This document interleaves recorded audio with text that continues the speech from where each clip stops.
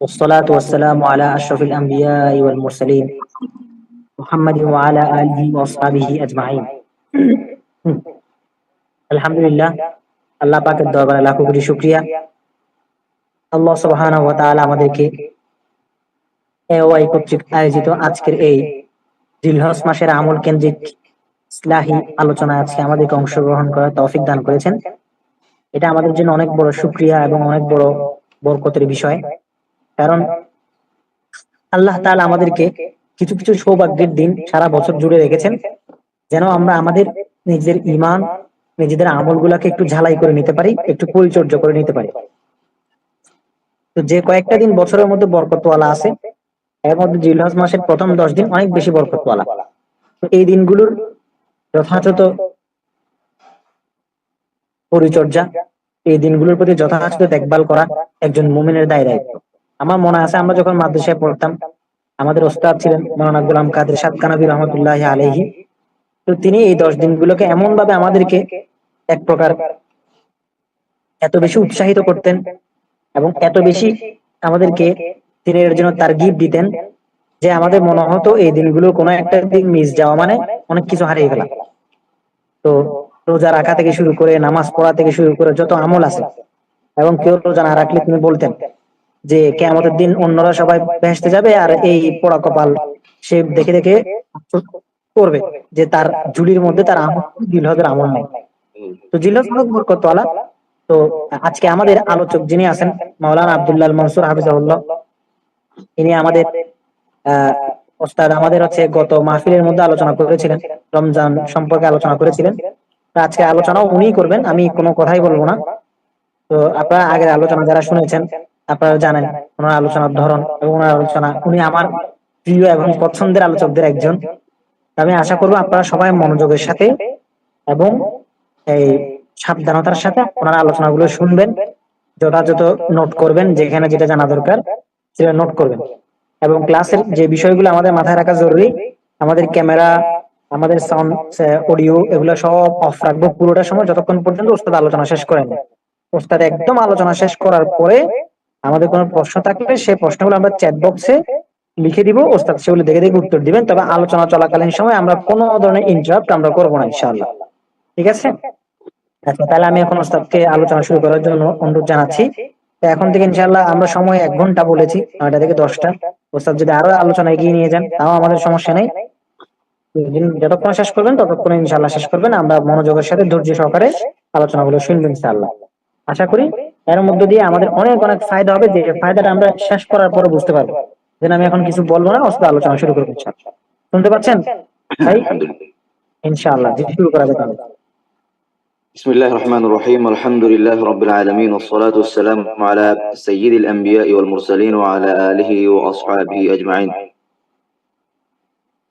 رب اشرح لي صدري ويسر لي أمري واحلل عقدة من لساني يفقه قولي. اللهم علمنا بما ينفعنا وانفعنا بما علمتنا وزدنا علما. اللهم ارزقنا الإخلاص، اللهم انبت الإخلاص في قلوبنا نباتا. اللهم صل على محمد وعلى آل محمد كما صليت على إبراهيم وعلى آل إبراهيم إنك حميد مجيد. اللهم بارك على محمد وعلى آل محمد كما باركت على إبراهيم وعلى آل إبراهيم إنك حميد مجيد. AOI কর্তৃক আয়োজিত আজকের মোবারক এই মাহফিলের সম্মানিত আয়োজক, কোঅর্ডিনেটর, আমার শ্রদ্ধাভাজন আলেম দ্বীন মাওলানা আমারুল হক হাফিজাহুল্লাহ মুহতারামের কৃতজ্ঞতা, উনি আজকের আমাদেরকে এই মাহফিলে অংশগ্রহণ করার সুযোগ করে দিয়েছেন। আমরা আল্লাহ রাব্বুল আলামিনের দরবারে অসংখ্য অগণিত সুজুদ ও শুকর জ্ঞাপন করছি। মুবারক সময়ে আমরা কিছু কথা তিনি মুযাকারা করার যে আল্লাহ তাআলা তৌফিক দিয়েছেন। তো আমরা ভূমিকাতে কোনো কথা না বাড়িয়ে শুরু করছি ইনশাআল্লাহ। আল্লাহ রাব্বুল আলামিনের কাছে দোয়া করছি আল্লাহ যেন ইখলাসের সাথে আমাদেরকে কথা বলার এবং সঠিক কথাগুলোর উপর সবাইকে যেন আমল করার জন্য আল্লাহ তাআলা তৌফিক দান করেন, আল্লাহুম্মা আমিন। আমরা যে মাসটা এখন অতিক্রম করছি সেটা হলো যুলহিজ্জা মাসের আজকে 3 তারিখ চলে গেলে 4 তারিখে রাত চলে আসছে। তো আরবি 12টি মাসের মধ্যে সম্মানিত মাস হলো 4টি, বিশেষ সম্মানিত মাস হলো 4টি। কোরআনে কারীমে আল্লাহ তাআলা বলেছেন মিনহা আরবাআতুন হুরুম। নবী সাল্লাল্লাহু আলাইহি ওয়াসাল্লাম হাদিসের মধ্যে বলেছেন যে 4টি মাস হলো বিশেষ সম্মানিত। সালাসাতুল মুতাওয়ালিয়াত, তিনটি হলো ধারাবাহিক, এর মধ্যে একটি হলো যুল কাদা, যুল হিজ্জা, যুল মুহররম। এই তিনটা ধারাবাহিক। ও রজব মুদার বাইনা জুমাদা আল্লাযী বাইনা জুমাদা ও শাহবান। আরেকটা হলো রজব মাস। এই চারটি মাস বিশেষ সম্মানিত। এই সম্মানিত মাসসমূহের একটি হলো যুল হিজ্জা, যেটি আমরা এখন অতিক্রম করছি। এই সম্মানিত মাসসমূহের মধ্যে কি করণীয়? সম্মানিত মাসসমূহের অন্যতম করণীয় হলো আল্লাহ তাআলা কোরআনে কারীমে বলেছেন, ফালা তাযলিমু ফীহিন্না আনফুসাকুম। এই সময় এই সম্মানিত মাসসমূহে তোমরা নিজেদের উপর জুলুম করো না। অর্থাৎ যত রকম আল্লাহর নাফরমানি রয়েছে, যত রকম আল্লাহর গুনাহের কাজ রয়েছে, সবগুলো গুনাহের কাজ থেকে বিরত তোমরা থাকো। তো এই আয়াতের ব্যাখ্যায় অনেক মুফাসসিরিন বিভিন্ন ব্যাখ্যা করেছেন যে এই সম্মানিত মাসসমূহে গুনাহ থেকে বেঁচে থাকলে কি লাভ হবে। তো যতদূর মনে পড়ে আমার, ইবনে হাজার আসকালানী রাহমাতুল্লাহি আলাইহি অথবা ইবনে রজব হাম্বলী রাহমাতুল্লাহি আলাইহি, ওনার দুজন থেকে ইবনে রজব হাম্বলী রাহমাতুল্লাহি ওনারই বক্তব্য, যতদূর মনে পড়ে লাতাইফুল মাআরিফের মধ্যে তিনি নিয়ে আসছেন যে যদি এই সম্মানিত মাসসমূহে কোনো ব্যক্তি নিজেদেরকে গুনাহ থেকে বাঁচিয়ে রাখার চেষ্টা করে, আবার বলছি, এই সম্মানিত মাসসমূহে যদি কোনো ব্যক্তি আল্লাহর যত নাফরমানি রয়েছে সকল নাফরমানির কাছ থেকে যদি নিজেকে বাঁচিয়ে রাখার চেষ্টা করে, তাহলে বাকি অন্যান্য সময়েও আল্লাহ তাআলা ওই ব্যক্তিকে গুনাহ থেকে বেঁচে থাকার তৌফিক দান করবেন। আর এই সম্মানিত মাসসমূহে যদি কেউ নিজেকে বেশি বেশি নেকির কাজ করার চেষ্টা করে, বাকি অন্যান্য সময় আল্লাহ তাআলা বেশি বেশি নেকির কাজ করার তৌফিক তাকে দান করবেন। তো এই সম্মানিত মাসসমূহের মধ্যেও আমরা এমন একটা দশক, এমন 10 দিন আমরা অতিক্রম করছি, সেই দশকটা হলো বছরের মধ্যে সর্বশ্রেষ্ঠ 10 দিন। রমজান আসার আগে আমরা রমজানের প্রস্তুতি শীর্ষক আমরা এই অনলাইন প্ল্যাটফর্মে আমরা আলোচনা করেছি। রমজানের প্রস্তুতি শীর্ষক মসজিদের জুমার খুতবায় মিম্বরে উলামায়ে কেরাম ইমাম সাহেবগণ আলোচনা করেন, বিভিন্ন জায়গায় মাহফিল হয়, প্রস্তুতি শীর্ষক আলোচনা সেমিনার হয়, এবং মুসলমান মাত্রই সে একটা মানসিক প্রস্তুতি গ্রহণ করে যে রমজান মাসে কোরআন শরীফ তিলাওয়াত করব, জিকির আজকার পড়বো, নামাজ পড়বো, তারাবির নামাজ পড়বো, তাহাজ্জুদ দান সদকা, একটা ইবাদতের একটা প্রস্তুতি সবাই গ্রহণ করে থাকে।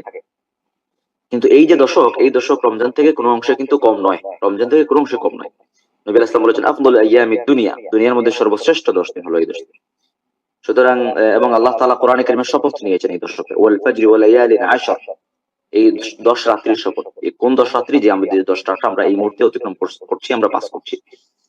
আচ্ছা, তো এখন কথা হলো যে এই দুনিয়ার সর্বশ্রেষ্ঠ 10 দিন আমরা অতিক্রম করছি, রমজান থেকে কোনো অংশে কম নেই। ইবনে হাজার আসকালানী রাহমাতুল্লাহি আলাইহি তিনি বলেন যে এই দশকের কেন এত গুরুত্ব,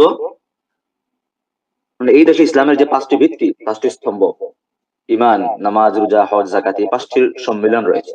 সেটা লম্বা আলোচনা, ভিন্ন আলোচনা, আমি সেদিকে যাচ্ছি না। আমি শুধু এটি বলছি যে নবী আলাইহিস সালাম বলেছেন, আফদুল আইয়ামিদ দুনিয়া, দুনিয়ার মধ্যে সবচেয়ে শ্রেষ্ঠতম 10 দিন হলো এই দশক।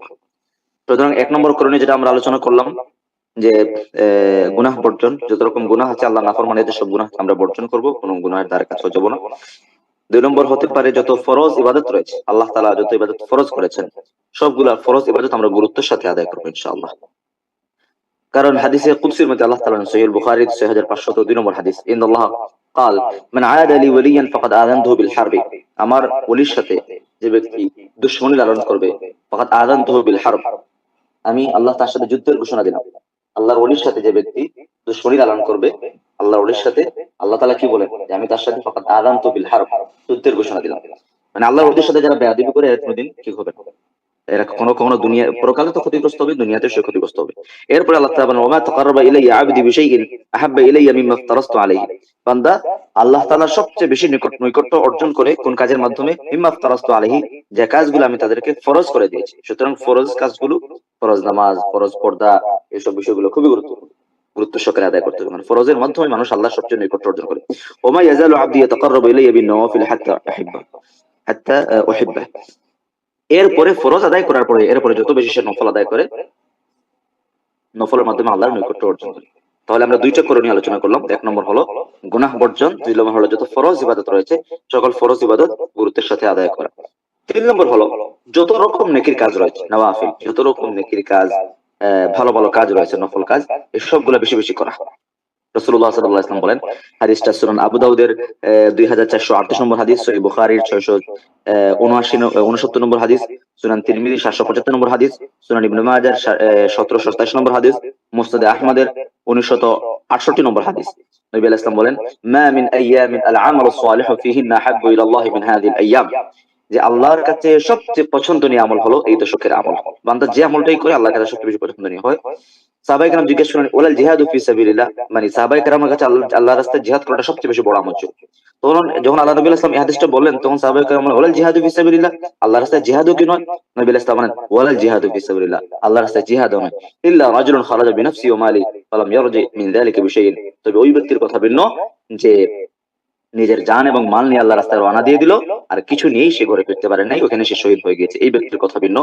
এছাড়া আর বাকি যত ইবাদত করা হয় সকল ইবাদতের মধ্যে এই দশকের সকল নেকির কাজ আল্লাহর কাছে অত্যন্ত পছন্দনীয় এবং প্রিয়।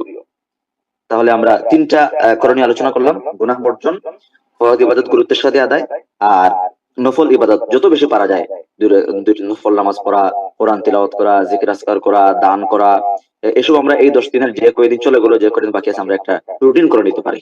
রমজানের আগে যেমন আমরা রুটিন করেছি ইবাদতের, আমরা একটা রুটিন করে নিতে পারি যে প্রতিদিন আমি 100 টাকা করে আল্লাহর রাস্তায় দান করবো, প্রতিদিন আমি এই নফল নামাজটা পড়বো, এই ভালো কাজটা করবো, এবার নিজের মতো করে আমরা রুটিন বানিয়ে নিতে পারি ইনশাআল্লাহ বিদিল্লাহ। 4 নম্বর করণীয় হতে পারে আমাদের এই দশকে নবী আলাইহিস সালাম যে কাজটা করার জন্য আমাদেরকে সবচেয়ে বেশি গুরুত্ব সহকারে তাকিদ দিয়েছেন, সেটা হলো নবী আলাইহিস সালাম বলেন যে মা মিন আইয়ামিন আ'যামা ইনদাল্লাহি ওয়া লা আহাব্বা ইলাইহি আল-আমালু ফিহিন্না মিন হাযিহিল আইয়ামিল 10, মানে এই দশকে যে অধিক মহৎ কোন আমল, প্রিয় কোন আমল আল্লাহর কাছে নেই। ফাআকসিরু ফিহিন্না মিনাত তাহলিল ওয়াত তাকবীর ওয়াত তাহমিদ, সুতরাং এই দশকে তোমরা বেশি বেশি আল্লাহর একত্ববাদের ঘোষণা দাও, বেশি বেশি আল্লাহর বড়ত্বের ঘোষণা করো, বেশি বেশি আল্লাহর প্রশংসা করো। অর্থাৎ আমরা এই তাকবীরটি বেশি বেশি বলতে পারি এই দশকে, আল্লাহু আকবার, আল্লাহু আকবার, লা ইলাহা ইল্লাল্লাহ, আল্লাহু আকবার, আল্লাহু আকবার, ওয়ালিল্লাহিল হামদ। আমরা সবাই আমার সাথে একবার পড়তে পারেন অডিও বন্ধ রেখে, আল্লাহু আকবার, আল্লাহু আকবার, লা ইলাহা ইল্লাল্লাহ, আল্লাহু আকবার, আল্লাহু আকবার, ওয়ালিল্লাহিল হামদ। যেটি ঈদের দিনের আগে আমরা 9 তারিখ আরাফার দিন ফজর থেকে শুরু হয় 13 তারিখ আসর পর্যন্ত, এগুলো তো ফরজ নামাজ শেষে ওয়াজিব, সেটা করতেই হবে। তাছাড়া এই দশকের সুযোগ পাইলেই আমরা উঠতে বসতে, হাটে বাজারে, ঘরে বাইরে সবখানে আমরা আল্লাহর বড়ত্বের ঘোষণা দিব, আল্লাহু আকবার, আল্লাহু আকবার, লা ইলাহা ইল্লাল্লাহ, আল্লাহু আকবার, আল্লাহু আকবার, ওয়ালিল্লাহিল হামদ। এই আমলটা আমরা বাড়াই দিই। এবং ইমাম আল বুখারী রাহমাতুল্লাহ আলাইহি তিনি বর্ণনা করেন আল্লাহ নবী সাল্লাল্লাহু আলাইহি ওয়াসাল্লাম দুইজন বিখ্যাত সাহাবী আবু হুরায়রা রাদিয়াল্লাহু তাআলা আনহু এবং ইবনে উমর রাদিয়াল্লাহু তাআলা আনহুমা, ওনাদের দুইজনের একটা অভ্যাস ছিল, ওনারা এই দশকে বাজারে যেতেন। বাজারে কি করতেন? গিয়া ওনারা বাজারে যেতেন শুধুমাত্র তাকবীর পাঠ করার জন্য। বাজারে, হাটে বাজারে মানুষদেরকে স্মরণ করে দিতেন, আল্লাহু আকবার, আল্লাহু আকবার, লা ইলাহা ইল্লাল্লাহ, আল্লাহু আকবার, আল্লাহু আকবার, ওয়ালিল্লাহিল হামদ। সুতরাং এটা আমরা, একটা হলো ব্যক্তিগতভাবে আমরা নিজেরা পড়লাম, হ্যাঁ এটা তো সব আছে। তাছাড়া পাবলিক প্লেসে আপনি গাড়িতে উঠছেন, কোথাও যাচ্ছেন, আপনি একটু আওয়াজ দিয়ে পড়ে দেন। আমাদের বাংলাদেশের আলহামদুলিল্লাহ পরিবেশ পরিস্থিতি এতটা মানে কঠিন হয় নাই যে আপনি তাকবীর যদি দেন গাড়িতে উঠে, বলে কেউ আপনাকে গালি দিবে, বকা দিবে বা কি, এরকম পরিস্থিতি আলহামদুলিল্লাহ এখনো আসে নাই। আমরা আসলেও অসুবিধা কি, আমরা কেউ কেউ হয়তো কটু কথা বললো, আমরা আল্লাহর জন্য সহ্য করে নিলাম, মান তাওয়াদা লিল্লাহ রাফাআহুল্লাহ, কিন্তু আশা করি কোনো অসুবিধা হবে না। কিন্তু আমাদের হিম্মত এবং সৎ সাহসের অভাব, আমরা এটা করতে পারি না। এজন্য আমি যেটা করি, আলহামদুলিল্লাহ গাড়িতে ওঠার পরে একটু জোরে তাকবীর দিলাম। আমি আমার প্রতিষ্ঠানের ছাত্রদেরকে সব ক্লাসে গিয়েই, ক্লাস শুরু করার আগে একবার তাকবীর দেওয়াইতাম। তাকবীর প্রতিদিন দেওয়াচ্ছি এখন, এবং ক্লাস শেষ করার আগে আবার তাকবীরের ধ্বনি তাদেরকে শিখিয়ে দিয়ে আসলাম। বাসায় গিয়ে যাওয়ার জন্য বললাম। আলহামদুলিল্লাহ এটি চেষ্টা করলে সম্ভব। আমরা একটু এই আমলটা, এই হারিয়ে যাওয়া একটু সুন্নাহ, নবী আলাইহিস সালামের অনেকগুলো সুন্নাহ আমাদের সমাজ থেকে বিলুপ্ত হয়ে গিয়েছে, আমরা এই আমলটা আবার ফিরিয়ে নিয়ে আসতে পারি। একটা মৃত সুন্নাত যে আমরা একটা হলো ব্যক্তিগতভাবে আমরা তো পড়বোই এই তাকবীর ধ্বনি, আমরা একটু আওয়াজ দিয়ে করে বাইরে সর্বত্র ছড়াই দিব তাকবীরের তাওহীদের ধ্বনি, তাওহীদের আওয়াজ চতুর্দিকে ছড়াই দেব। ঠিক আছে? তাহলে 4টা করণীয় গেল। 5 নম্বর করণীয় হলো যে জিলহজ মাস, নবী আলাইহিস সালাম বলেন ইযা রাআইতুম হিলাল যিল হিজ্জাহ ওয়া আরাদা আহাদুকুম আন ইউদহি ফালইউমসিক আন শা'রিহি ওয়া আসফারি, যদি জিলহজের চাঁদ দেখো তাহলে তোমরা তোমাদের যারা কুরবানি করার ইচ্ছা, যারা কুরবানি দিবে, তোমাদের ক্ষেত্রে বর্জনীয় হলো তোমরা তোমাদের নখ, তোমাদের চুল, তোমাদের মুছ সহ যেগুলা মানুষ শরীরের রোগ এগুলা কাটে, এগুলা তোমরা কাটা থেকে তোমরা বিরত থাকো, এগুলা কাটতে পারবে না। আর কুরবানি দিয়ে, কুরবানি ঈদের দিন কুরবানি দেওয়ার পরে তারপর তোমরা এগুলো কাটবে, তাহলে এটা একটা বর্জনীয় কাজ। 5 নম্বরের নিষেধ, এগুলো কাটবো না আমরা। আমরা আমরা অপেক্ষা করবো আর কোরবানি ঈদের দিন পর্যন্ত, কোরবানি দিয়ে আমরা তারপর এগুলো কাটবো। এখন যারা কোরবানি দিবে না, নবী সাল্লাল্লাহু আলাইহি ওয়াসাল্লাম যখন কোরবানির ফজিলত আলোচনা করলেন যে কোরবানি দিলে এই নাকি এগুলো সওয়াব পাওয়া যায়, তখন সাহাবায়ে কেরামের মধ্যে এই আমাদের একটা জজবা পয়দা হলো যে হ্যাঁ হ্যাঁ আমরা তো কোরবানি, গরিব সাহাবী যারা, যে ধনী সাহাবীরা তো কোরবানি করবে, তারা তো কোরবানি করবে, তাদের কোরবানির বিধান, তারা কোরবানির সওয়াব পাবে। তো আমরা তো, আমাদের তো বাহন নাই, আমাদের তো পশু নাই, আমাদের তো আর্থিক সামর্থ্য নাই, তাহলে আমরা কিভাবে কোরবানি করবো, বা কোরবানির সওয়াবটা আমরা কিভাবে পেতে চাই? কিন্তু সাহাবায়ে কেরামের আমলের খুবই আগ্রহ ছিল। যখন কোরবানির ফজিলত তারা জানলেন, ওনারা কোরবানি করার জন্য উদ্গ্রীব হয়ে গেলেন। নবী সাল্লাল্লাহু আলাইহি ওয়াসাল্লাম এসে বলেন, ইয়া রাসূলুল্লাহ, যে আমরা আমরা আমরা তো আমাদের কাছে তো কোনো কোরবানির পশু নাই, ইল্লা মানিহা, মানে অন্যের দেয়া দুধ দুধ পান করার জন্য মানিহা রয়েছে, এটা নিজেও আমরা মালিক না, আমরা কি সেটা কোরবানি করে ফেলবো? নবী সাল্লাল্লাহু আলাইহি ওয়াসাল্লাম, ওয়ালাকিন তাখুয মিন শা'রিকা ওয়া তুকাল্লিম আযফারাক, এভাবে তোমরাও কোরবানি দিন পর্যন্ত অপেক্ষা করো, তোমরা চুল, নখ, মোচ এগুলা কাটা থেকে বিরত থাকো, তাহলে কোরবানি দাতা কোরবানি করে যে পরিমাণ সওয়াব লাভ করবে, তুমি শুধুমাত্র তাদের সাদৃশ্য অবলম্বন করার কারণে আল্লাহ তাআলা তোমাদেরকেও সমান সওয়াব দান করবেন। সুবহানাল্লাহ।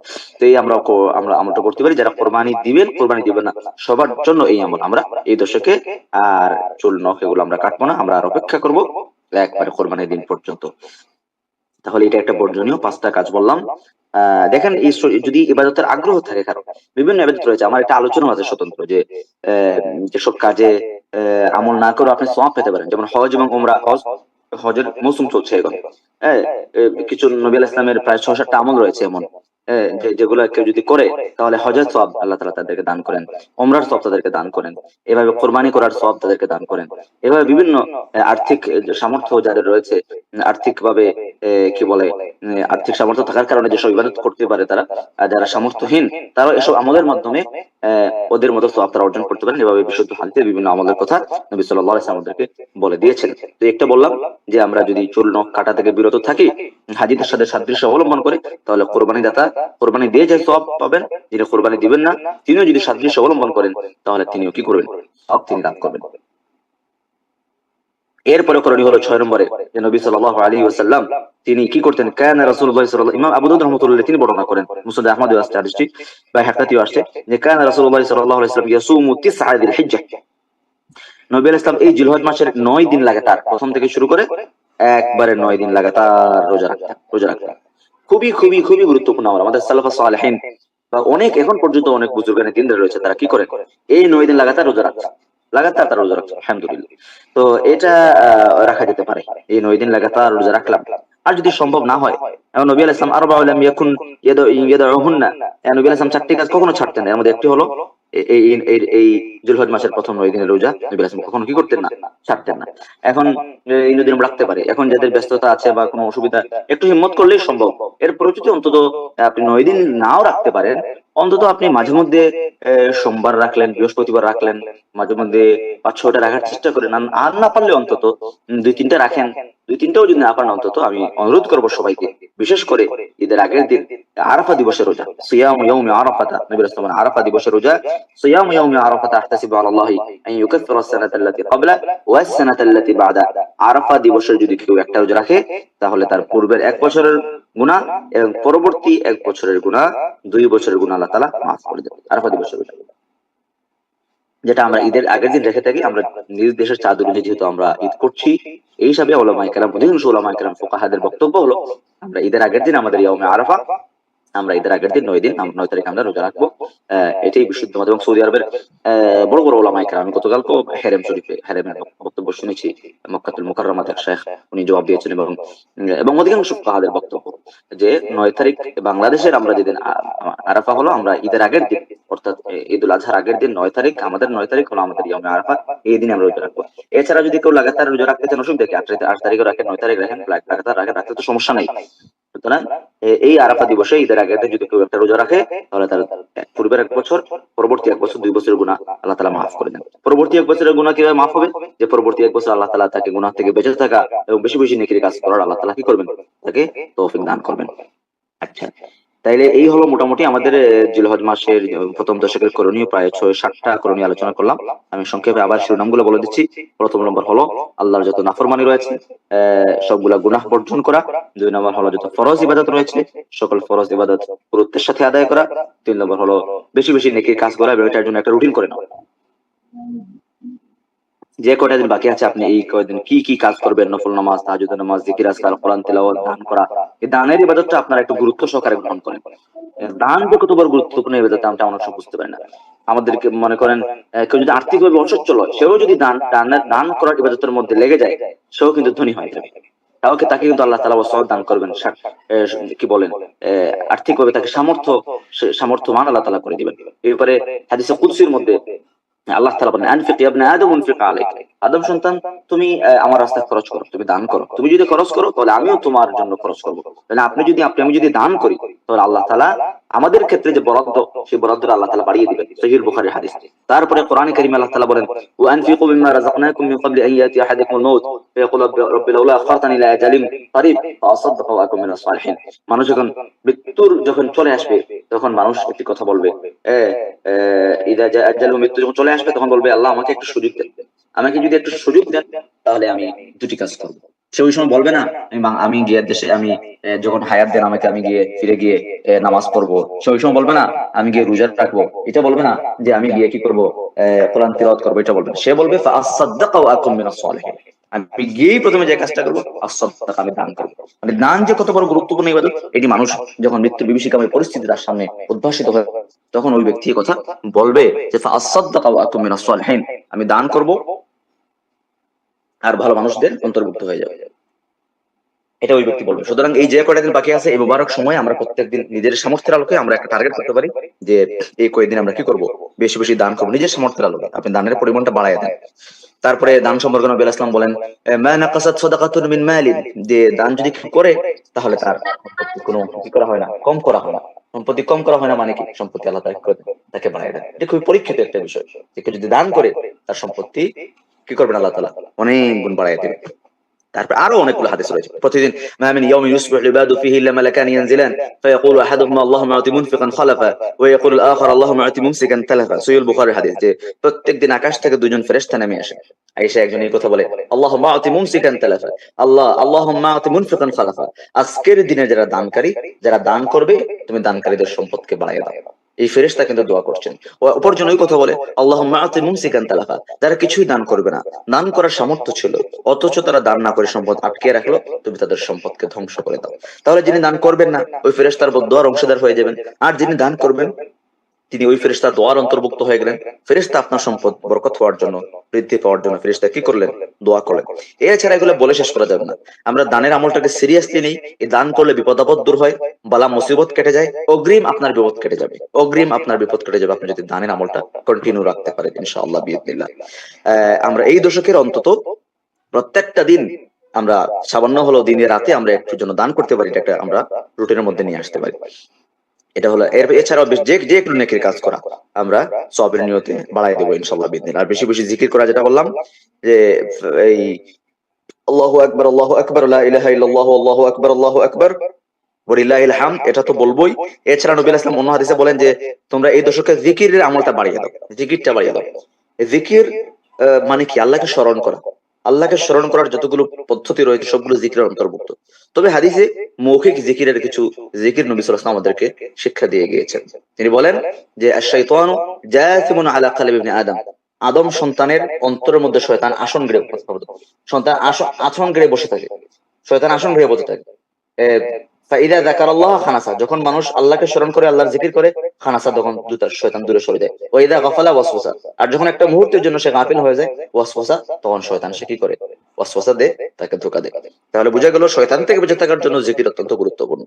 হ্যাঁ, এছাড়া আল্লাহ তাআলা কোরআনে কারীম বলেন, আলা বিযিকরিল্লাহি তাতমাইন্নুল কুলুব, এই যে আমাদের অন্তরের মধ্যে অশান্তি, পেরেশানি, ডিপ্রেশন, এগুলো দূর করার একটা মাত্র ওষুধ হলো আল্লাহর জিকির। যে বছর এসএসসি পরীক্ষার রেজাল্ট দিল, এসএসসি পরীক্ষার রেজাল্ট দেওয়ার যেদিন রেজাল্ট দিয়েছে, এর 2 দিনের ভিতরে 8টা ছাত্র সুইসাইড করেছে, আত্মহত্যা করেছে। তো এই যে কম বয়সের ছেলেপুলেরা, এরা কি বুঝে, এরা এখনো ওরকম বুঝে তাদের হয়নি, তারা আত্মহত্যা করে ফেললো। তার মানে তারা সহ্য করতে পারে নাই এই যে অশান্তি, অস্থিরতা, তাদের যে এই যে না পাওয়ার বেদনা, যে কোনো কারণে কাঙ্ক্ষিত রেজাল্ট তারা অর্জন করতে পারেনি, এই যে কষ্ট, এটা সহ্য করতে পারেনি। মানুষ যখন সহ্য করতে পারে না তখন সে আত্মহত্যা করে ফ্যানের ঝুলে যায়, কি বলে ছুরি দিয়ে শরীরের ভিতরে ঢুকিয়ে দেয়, আত্মহত্যা করে ফেলে। তো যখন সহ্য করতে পারে না, কিন্তু এই যে অশান্তি অস্থিরতা, এটা দূর করার পদ্ধতি আল্লাহ তাআলা কোরআনে কারিমে বলে দিয়েছেন, সেটা হলো আলা বিযিকরিল্লাহি তাতমাইন্নুল কুলুব। এটা একটা মাত্র মেডিসিন, আল্লাহ তাআলা বলেছেন আলা বিযিকরিল্লাহি তাতমাইন্নুল কুলুব, একমাত্র আল্লাহর জিকিরের দ্বারা অন্তরসমূহ প্রশান্তি লাভ করে। তো অশান্ত অন্তরকে শান্ত করার একটা পদ্ধতি হলো আল্লাহর জিকির। এই জন্য সুযোগ পাইলে আমরা উঠতে বসতে সুবহানাল্লাহ, আলহামদুলিল্লাহ, লা ইলাহা ইল্লাল্লাহ, আল্লাহু আকবার, আস্তাগফিরুল্লাহ, লা হাওলা ওয়ালা কুওয়াতা ইল্লা বিল্লাহ, ইয়া যাল জালালি ওয়াল ইকরাম, অনেকগুলো জিকির আজকার রয়েছে, এগুলো আমরা সবাই আমল করতে পারি।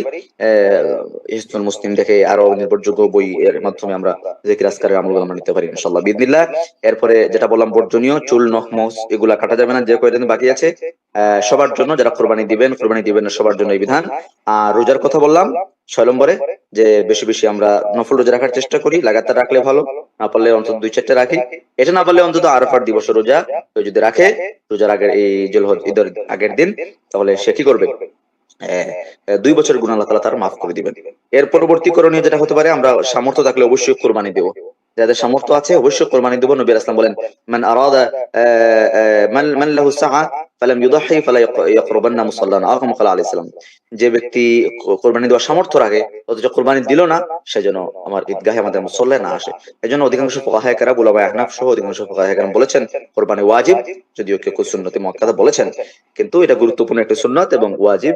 যাদের সামর্থ্য আছে অবশ্যই আমরা কোরবানি দেব। আর যাদের সামর্থ্য নাই, তারা তো এই যে আমলটা বললাম সেই আমলটা করব। আল্লাহর কাছে দোয়া করেন যেন আল্লাহ তাআলা আমাদেরকে সামর্থ্য দান করে, যাদের সামর্থ্য দেয় নাই এবছর কোরবানি দিতে না পারলে আগের বছর যেন আল্লাহ তাআলা সামর্থ্য দেন কোরবানি দিতে পারি। আপনি চেষ্টা করেন, হিম্মত করেন, ইনশাআল্লাহ দেখুন আল্লাহ তাআলা আপনাকে তৌফিক দিবেন। হালাল রিজিক অর্জন করার জন্য একটা দোয়া আছে, আল্লাহুম্মা কফিনি বিহালালিকা আন হারামিক ওয়া আগনিনি বিফাদলিকা আম্মান সিওয়াক। এই দোয়াটা বেশি বেশি করবেন। যাদের অসচ্ছলতা আছে, আর্থিক অভাব আছে, ঋণ আছে, এগুলো আল্লাহ এই দোয়ার বরকতে দূর করে দিবেন।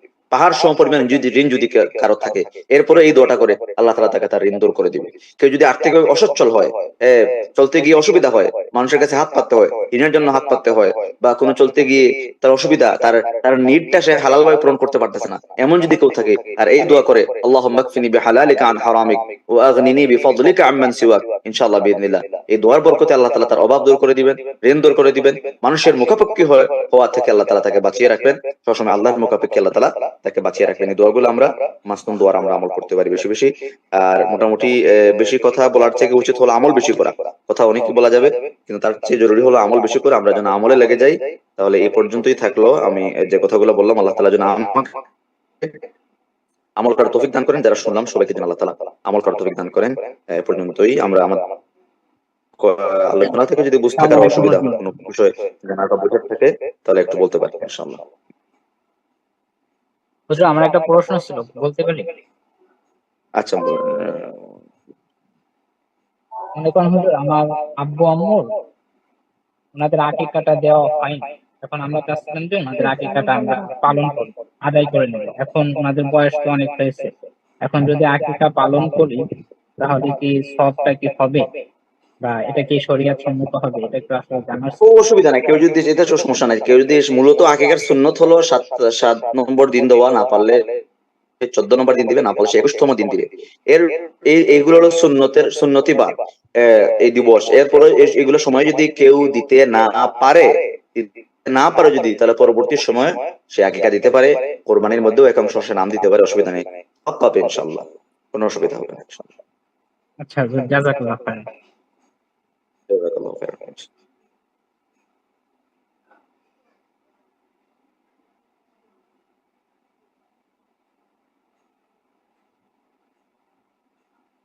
আর যদি কারো কোনো প্রশ্ন না থাকে আমরা শেষ করতে পারি। শেষ পর্যায়ে আমি একটা কথাই অনুরোধ করবো সবাইকে, যে বিষয়গুলো আমরা জানলাম, আমি সবাইকে জোরালোভাবে অনুরোধ করব, যে বিষয়গুলো জানলাম আল্লাহর রাস্তার জন্য আমরা নিজেরা শুধু আমল করব তাই নয়, আমরা যেন আমাদের অঙ্গনে, পরিবারে, ঘরে, বাইরে, ক্লাস বন্ধুদের সাথে, রুমমেটদের সাথে, মানে যাদের সাথে আমাদের যোগাযোগ হবে, দেখা সাক্ষাৎ হবে, তাদেরকে যেন আমলগুলো আমরা ছড়িয়ে দিই, পৌঁছায় দিই।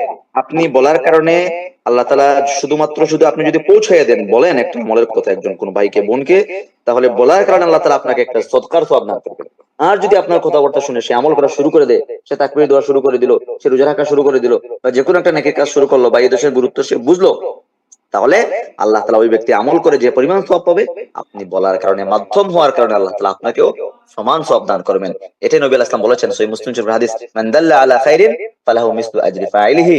ভালো কাজের পথ প্রদর্শক যে ব্যক্তি মাধ্যম হয়, আল্লাহ তাআলা তাকেও আমলকারীর সমান সওয়াব দান করবেন।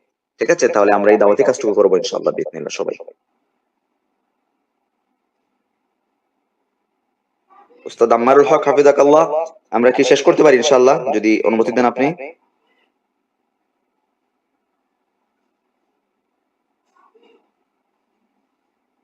আচ্ছা ঠিক আছে, তাহলে এ পর্যন্ত থাক। আপনাদের কোনো প্রশ্ন থাকলে ওই ইনবক্সে বা চ্যাটে, আমাদের টেলিগ্রাম চ্যানেল আছে সেখানে লিখতে পারেন ইনশাআল্লাহ। আমরা হয়তো পরবর্তী সময়ে আপনাদের সাথে আবার মিলিত হব। জাযাকুমুল্লাহু খায়রান, বারাকাল্লাহু ফিকুম, সুবহানাকাল্লাহুম্মা ওয়া বিহামদিকা, আশহাদু আল্লা ইলাহা ইল্লা আনতা, আস্তাগফিরুকা ওয়া আতুবু ইলাইক। আসসালামু আলাইকুম ওয়া রাহমাতুল্লাহ।